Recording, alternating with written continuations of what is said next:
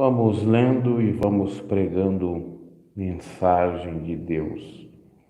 Mais uma epístola, mais uma carta do apóstolo Paulo ao seu filho na fé, Filemon. Essa epístola é bem pequena, tem apenas um capítulo e são 25 versículos, então é muito fácil, rápido, nós pregarmos isto. Paulo, prisioneiro de Cristo Jesus, eu e irmão Timóteo, a você, Filemon. Então, a carta é endereçada a Filemon, nosso amado cooperador. Filemon, amado cooperador. Há também irmã Áfia, a Arquipo, nosso companheiro de lutas, e a igreja que se reúne com você em sua casa. Olha só uma descoberta aqui, aonde que a igreja se reunia. Reunia em sua casa. Na casa de Filemon estavam a irmã Áfia e Arquipo.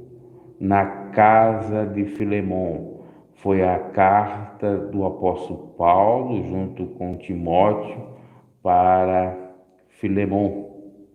Por isso que Jesus disse na sua palavra claramente que onde estiver 2 ou 3 reunidos em meu nome, eu estarei.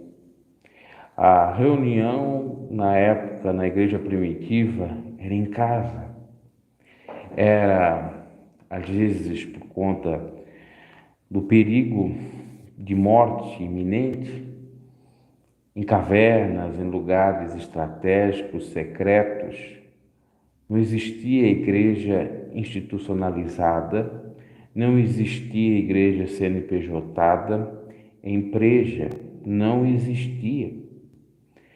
E, lamentavelmente, hoje em dia, as pessoas acham que para você fazer parte do corpo de Cristo, você tem que estar atrelado, ligado, não à árvore verdadeira que é Jesus, a videira verdadeira, né? Você ser um galho e dar frutos dessa árvore que é chamada a videira, que é Jesus, é você estar ligado a uma instituição.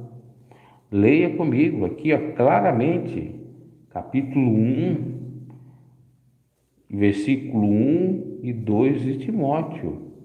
A carta do apóstolo Paulo a Filemon, a irmã Áfia e Arquipo, nosso companheiro de lutas, e a igreja que se reúne, que congrega em sua casa. Com você, Filemon, em sua casa. Quando você está com seus familiares, eles são cristãos, e você se reúne em sua casa, ali está se configurando a congregação, o congregar. Se você está numa reunião, mesmo que distante, por exemplo, eu na casa A, você na casa B, fulano na casa C, e vocês dão um tempo para a oração, se reúnem mesmo que distante para orar, ali é-se uma congregação. Eu percebi nesses tempos de pandemia, muitas pessoas próximas, vizinhas da minha mãe, por exemplo, se reunindo, cada um em sua casa, orando o Pai Nosso. Ali é uma congregação. Ali congregavam-se. Ali congregam-se. Então, essa balela de igreja CNPJada, tijolo, construção, isso foi criado a partir do Império Romano, criado a partir de Constantino. Eu só espero aqui que o áudio esteja bom, porque às vezes eu estou falando, sai só chiado e não sai a mensagem, né? Aqueles que estão chegando, se não estiverem me ouvindo, por favor, fale.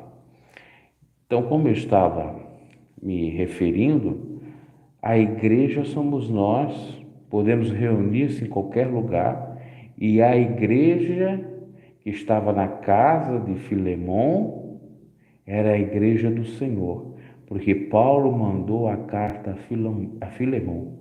Paulo que estava na prisão, porque diz assim, Paulo, prisioneiro de Cristo Jesus.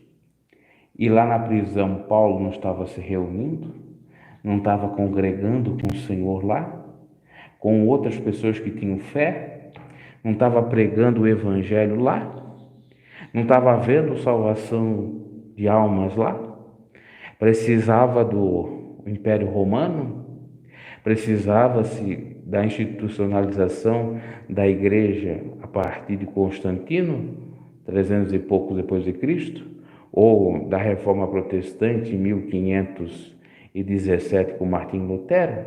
Não. Então isso é um ledo engano. Ainda muitos continuam, lamentavelmente, carregando essa tradição maldita de achar que igreja é quatro paredes, de achar que se não for na missa, se não for no culto, não prestou um sacrifício ao Senhor, um culto ao Senhor, não agradou a Deus. Como se Deus, Jesus, tivesse apequenado, achatado numa instituição. Como se ele só vivesse preso dentro de quatro paredes da instituição religiosa, sejam quais elas forem. Olha que mensagem, se o povo lê isso aqui, ele já se liberta, mas o povo não lê. Vamos ler novamente? Paulo, prisioneiro de Cristo Jesus, e o irmão Timóteo, era filho na fé de Paulo. Paulo estava na prisão. A você, Filemão, nosso amado cooperador. Filemão era o obreiro, era cooperador. A irmã Áfia, Arquipo, nosso companheiro de lutas, de aflições, perseguições,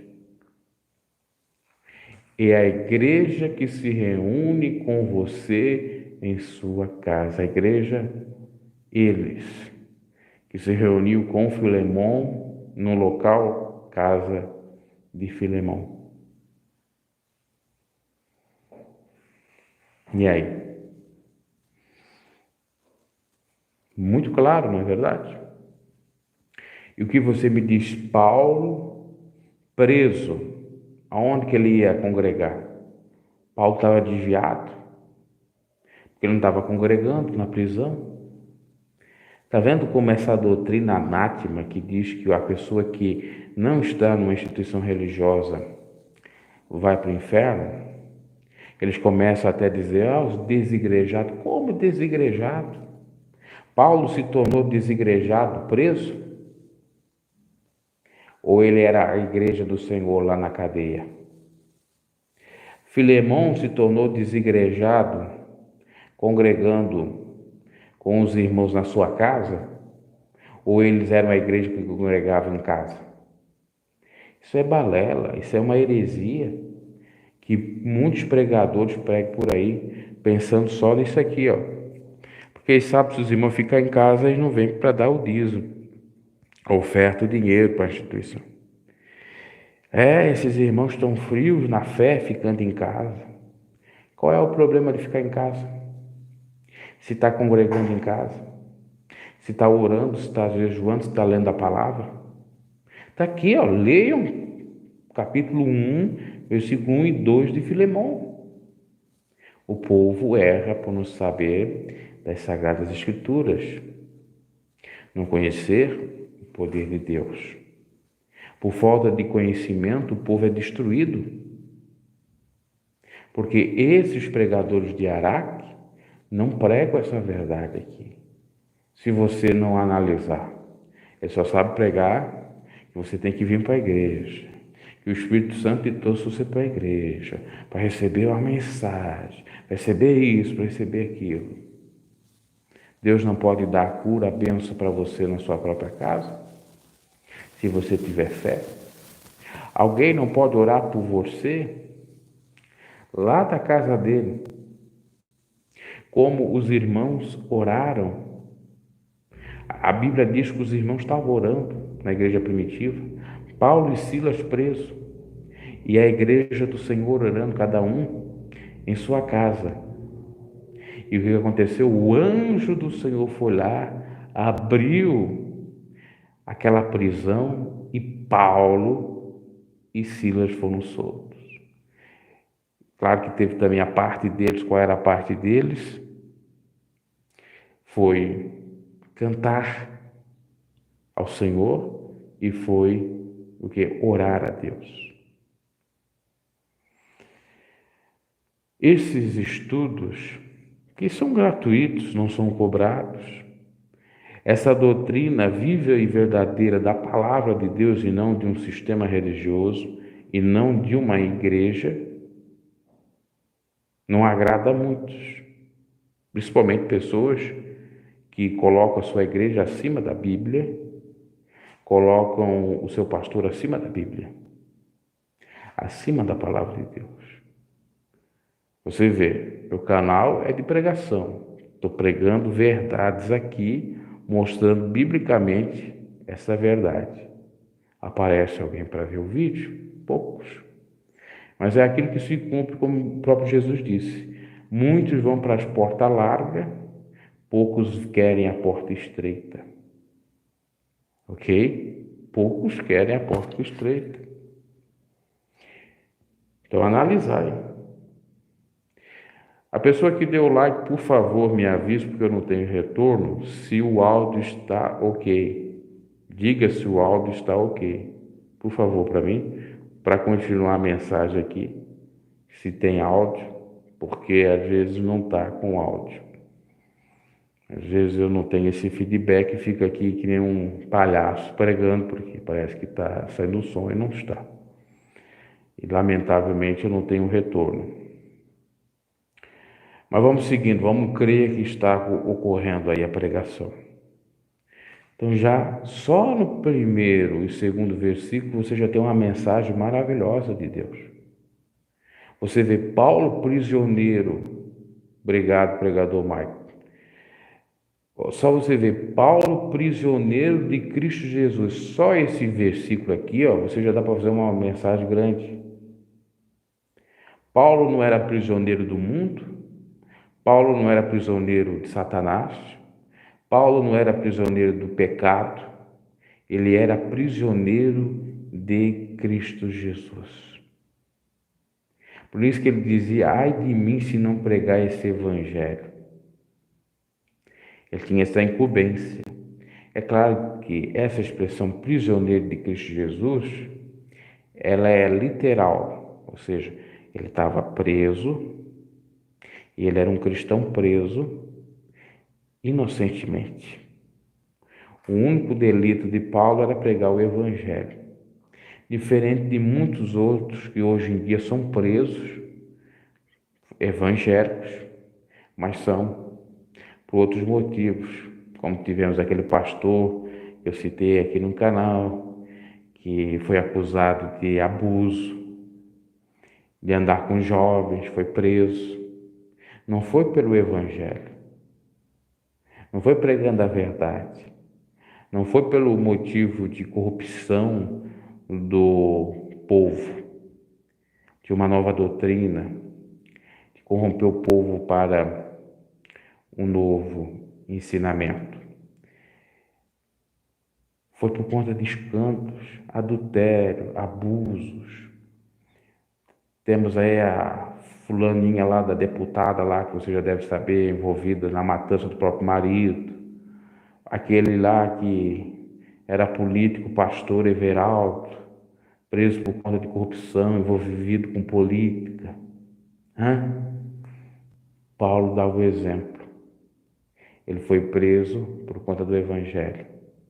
Não foi por conta de roubo, não foi por conta de engano, não foi por conta de abuso, de adultério, de estelionato. Estelionato não dá, estelionatário, né? É estelionato, exato. Como nós falamos lá daquelas pastoras estelionatárias. Está vendo a diferença? Tem um dado versículo que diz para a gente orar para os presos. Mas a dúvida que fica eram os presos que estavam sendo presos inocentemente por amor ao Evangelho, ou os presos que fizeram coisas erradas. Claro que a gente entende que Deus perdoa o tempo da ignorância. Por exemplo, se Barrabás, aquele que foi solto na Páscoa, no lugar de Jesus, se arrependesse, teria salvação. Como se arrependeu na crucificação Dimas e alcançou salvação. Deus dá oportunidade, sim. Principalmente para aquele que não teve oportunidade. Principalmente para aquele que ainda está na ignorância, que não conhece a verdade.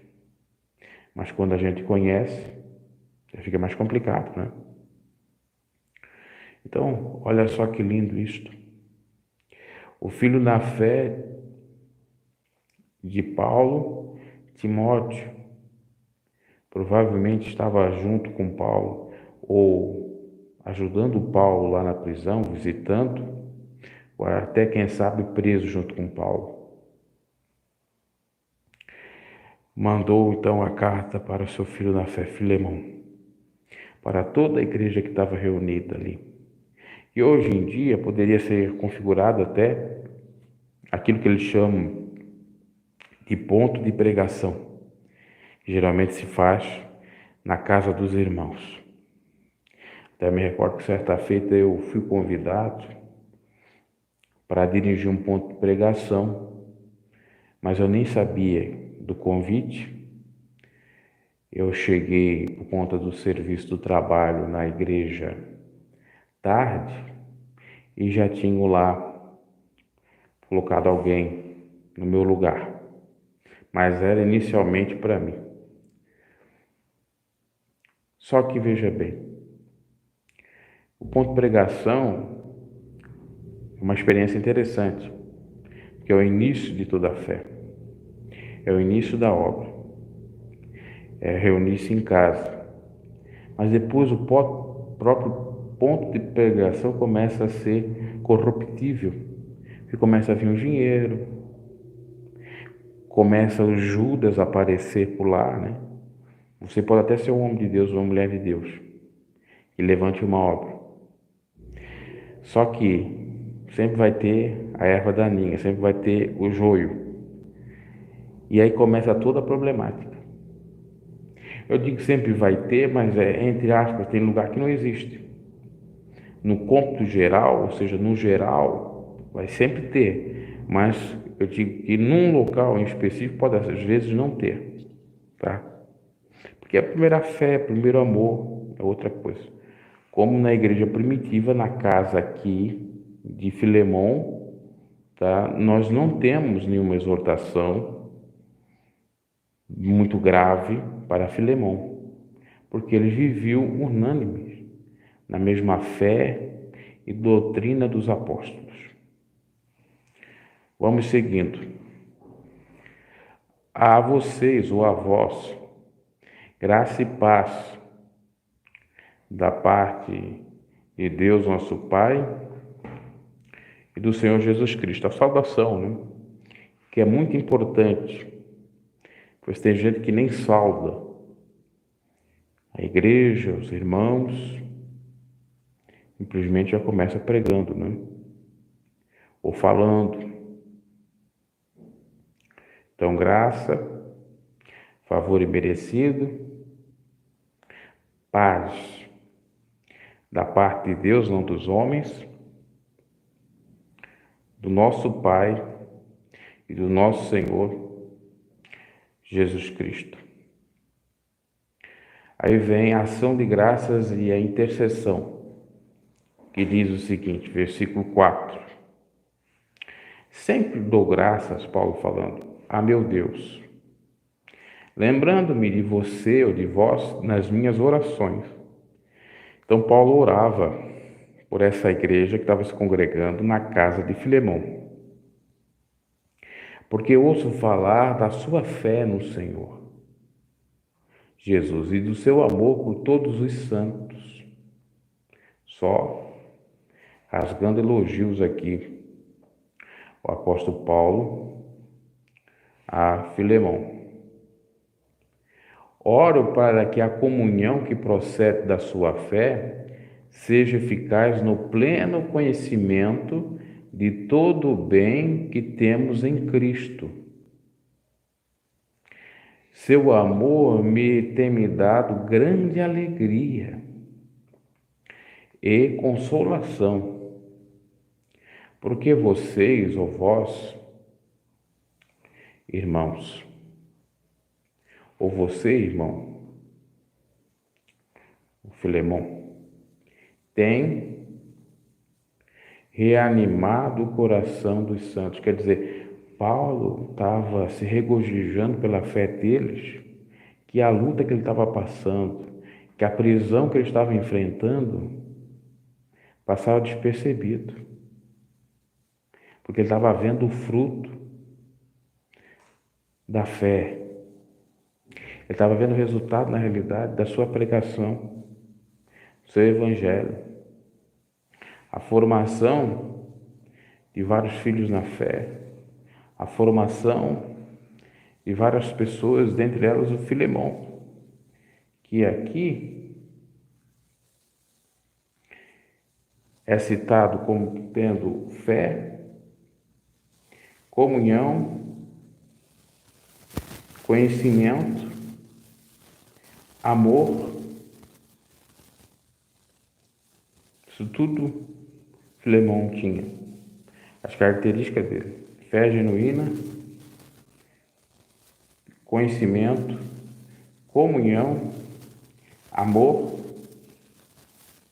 Isso tinha dado muita alegria, muita satisfação a Paulo, porque vocês têm reanimado o coração dos santos. Quer dizer, eles têm se espelhado em vocês, eles têm ficado gratos por tudo isso, pelo tamanho da fé, do testemunho. Agora eu pergunto, será que nós somos que nem Filemão? Nós temos uma fé genuína? Nós temos um verdadeiro amor? Eu estou me colocando aqui também, né? Porque eu não sou melhor que ninguém. Nós temos conhecimento e nós temos comunhão. A Bíblia diz para nós termos comunhão uns com os outros, comunhão com Deus. A Bíblia diz para nós termos uma fé genuína. A Bíblia chega a nos afirmar que sem fé é impossível agradar a Deus e que fé sem obras é morta. A fé, o testemunho de Filemão, se dava no próprio trato com os irmãos, na própria vivência como um cristão. Se dava com a prática do amor, com a prática da comunhão, com a prática do conhecimento. Porque Paulo vai dizer assim, oro para que a comunhão que proceda da sua fé seja eficaz no pleno conhecimento de todo o bem que temos em Cristo. Então, quer dizer, pelo fato dele ter uma fé genuína, ele tinha amor e ele tinha comunhão. E Paulo estava dizendo que ele ia ter a eficácia do conhecimento. Se não tinha, ia ter. Se tinha pouco, Deus ia instruir mais. Isso, em outras palavras, quer dizer o seguinte, que Filemão amava a Deus sobre todas as coisas e ao próximo como a si mesmo. E Filemão não era idólatra a outros deuses ou a homens, não honrava mais a criatura do que o Criador e que ele amava o próximo. E com isso ele ia tendo mais conhecimento, Paulo orava para que mais maravilhas ocorressem. Paulo servindo como um tutor ali para o ministério de Filemão, cada vez mais para ser aperfeiçoado, podendo cada vez mais ser aperfeiçoado, porque é tudo com base na oração, fé e oração, para Deus aprovar. E eu faço a pergunta que eu fiz anteriormente: será que nós temos a fé, o amor, a comunhão e o conhecimento? 4 coisas. Eu tenho fé, tá? Qual é a fé sua? Fingida? Ou é viva e verdadeira? A sua fé é morta ou é viva? Porque tem vários tipos de fé. Jesus, certa feita, disse, parafraseando o profeta Isaías, que muitos honrariam ele apenas de lábios, mas seu coração estaria longe. Isso é uma fé fingida. Isso é hipocrisia. Fé verdadeira tem obras, tem prática. A pessoa é transformada. Existe a metanoia, que é a genuína conversão de dentro para fora. Existe. Isso é fé. Um deles são o amor, não o amor interesseiro, não o amor engrandecido, podemos dizer assim, ou melhor dizendo, o amor que ensoberbece, que é soberbo, não o amor injusto, mas que foca com a justiça. Como Paulo vai falar do verdadeiro amor lá em 1 Coríntios 13. E tem a ver com a fé, de fato. Muitos acham que é simplesmente dizer que tem amor, a pessoa tem amor. Tem gente que se ilude porque o sujeito lhe deu uma garrafa de água, que ele tem amor. Mas você não sabe as reais intenções deste. Às vezes, vamos lá supor, esse lhe deu a garrafa de água envenenada e você achou que era bom. Ele fez bem para matar a sua sede. O outro deu para se aparecer diante do povo, que é bom. Isso Jesus combate. Em São Mateus 6,3, que a mão esquerda não sabe o que a direita deu ou vice-versa. Isso os fariseus faziam, né? Você tem que examinar. A comunhão. Que tipo de comunhão que Filemão tinha com Deus e com os irmãos? Comunhão sincera. Comunhão no sentido de se colocar no lugar do outro, de estar unido, de conviver, de entender que todos são partes, membros do corpo de Cristo e se tem essa unidade.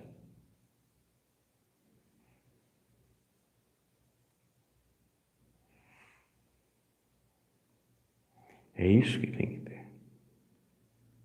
Como diz o ditado, a união faz a força, né? Isso quer dizer comunhão, sem falar no âmbito espiritual. Nós temos a comunhão carnal e a espiritual. Ou no plano vertical e no horizontal. Vertical com Deus, Pai, Filho, Espírito Santo. E horizontal com o próximo. Vertical com Deus, horizontal com o próximo.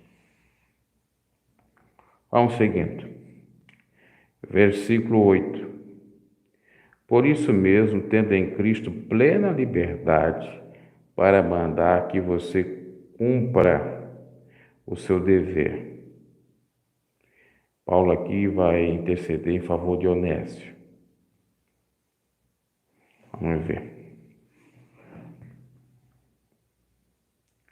Prefiro fazer um apelo com base no amor. Eu, Paulo, já velho, e agora também prisioneiro de Cristo Jesus, apelo em favor do meu filho Onésio. Era filho carnal, consanguíneo de Paulo, ou na fé? Na fé. Que gerei enquanto estava preso, ele gerou quando estava preso. Ele antes lhe era inútil, mas agora é útil, tanto para você como para mim. Inclusive a própria palavra onésio significa útil. Manda-o de volta a você, como se fosse o meu próprio coração. Gostaria de mantê-lo comigo para que me ajudasse em seu lugar enquanto estou preso por conta do Evangelho, por causa do Evangelho. Aqui está o motivo, ó. Como eu disse lá no início, Paulo não foi preso por conta de roubo, de estelionato, de homicídio, de qualquer outro crime terrível aí.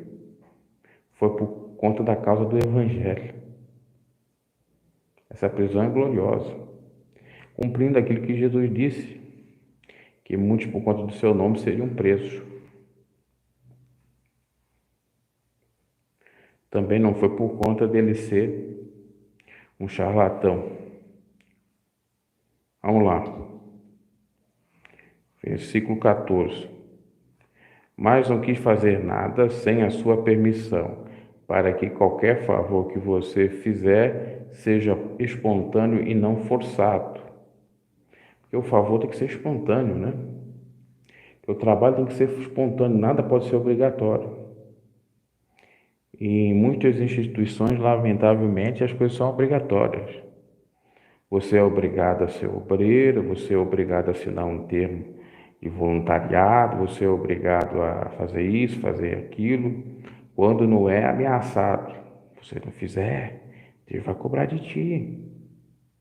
Você vai ser amaldiçoado, etc. Claro que Deus vai tratar, mas tudo tem o seu tempo. Talvez ele tenha sido separado de você por algum tempo, para que você o tivesse de volta para sempre, mas não mais como escravo, mas acima de escravo, como um irmão amado. Provavelmente Onésio era um escravo. Depois converteu o Evangelho, se tornou um irmão e se tornou útil.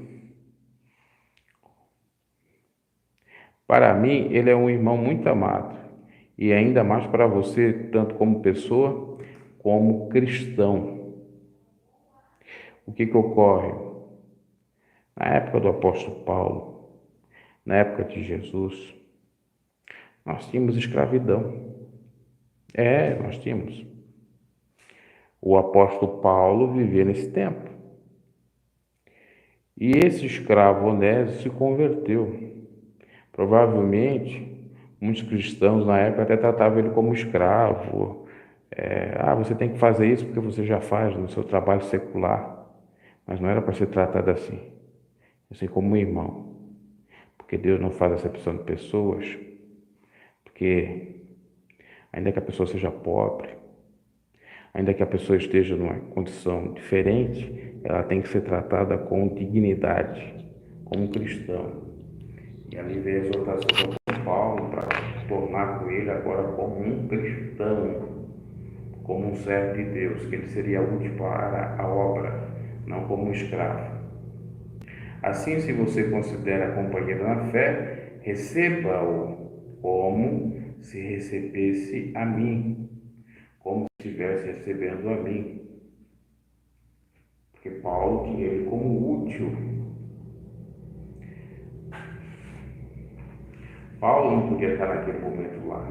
Então ele enviou alguém. Se ele o prejudicou em algo, ou lhe deve alguma coisa, ponha na minha conta.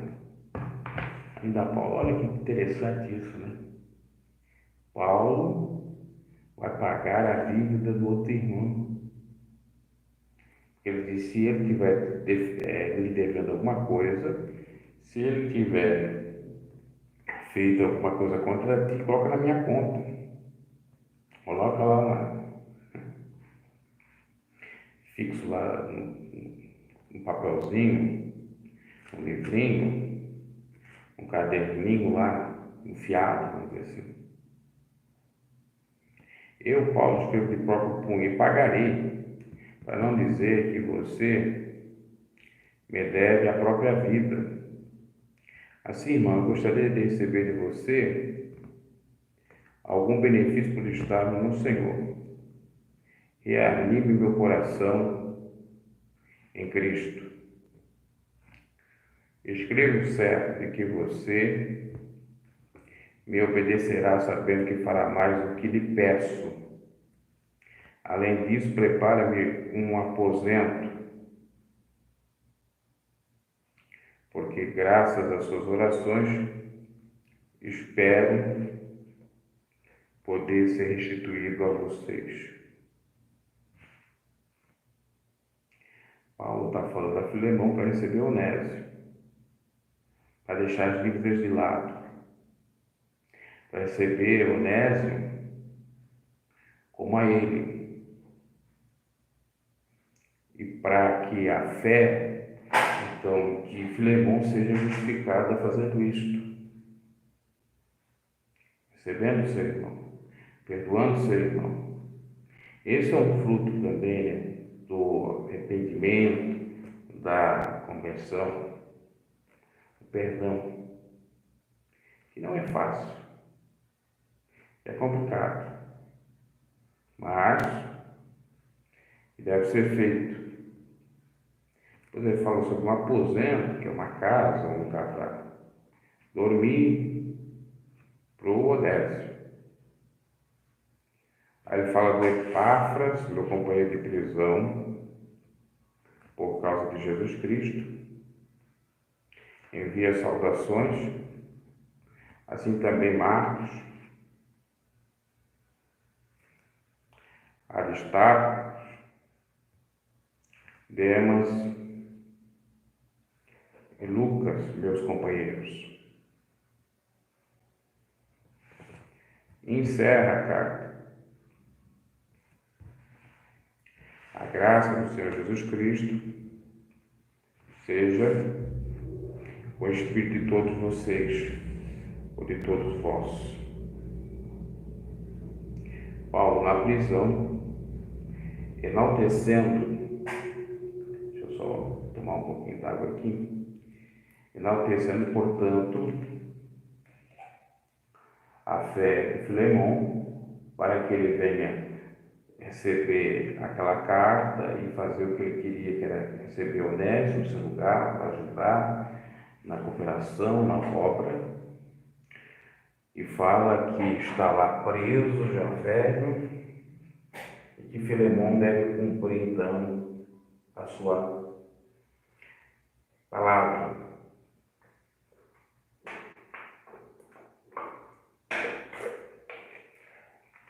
Filemão deve cooperar, sabendo trabalhar no ministério.